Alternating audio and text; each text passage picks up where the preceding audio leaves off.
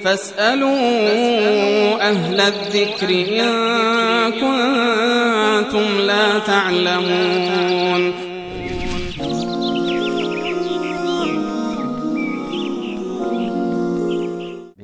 بعدی در مورد زکات پرسیدن که گفتن که آیا زکات دادن به بعضی از ملاها درست است؟ یعنی زکات ادا میشه در حالی که مستحق زکات شاید نباشه؟ بله، مستحقین زکات رو الله متعال صراحتا در قرآن کریم بیان کرده. انسان هایی که تهی دست هستند، کم دست هستند، یا کسی که مدیون و مقروض هست یا برای آزادی هست که مواردی که مثلا زندانی رو میشود بر این قیاس کرد، اینها جزء کسانی هستند که میشود به اونها زکات داد. اگر واقعا امام یک مسجدی یا امام جمعه که محلی خودش از نظر مادی دستش تنگ باشه و جزء مستحقین زکات باشه، جایز هست که بتونین این فردی زکات بدیم.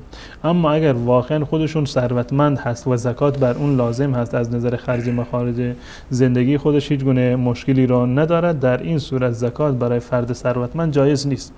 اگر کاملا ثروتمند هست و اهل زکات هست که زکات خودش بر اون فرض هست و باید زکات بده، این در واقع زکات دادن بر اون لازم نیست.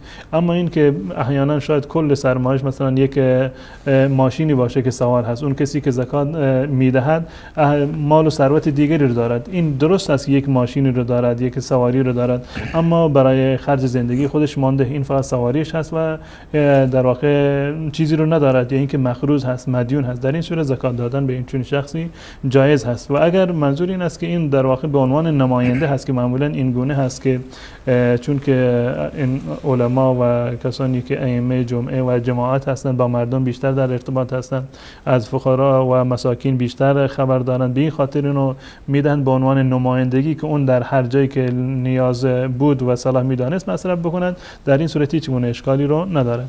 اما اگر خود امام کاملا بی نیاز هست و اهل زکات و جزء این مستحقین زکات نیست، من فکر نمی کنم که عالمی باشد و امام مسجد و جمعه یا جماعتی باشد که خودش میداند که اهل زکات نیست بازم از زکات مصرف بکند.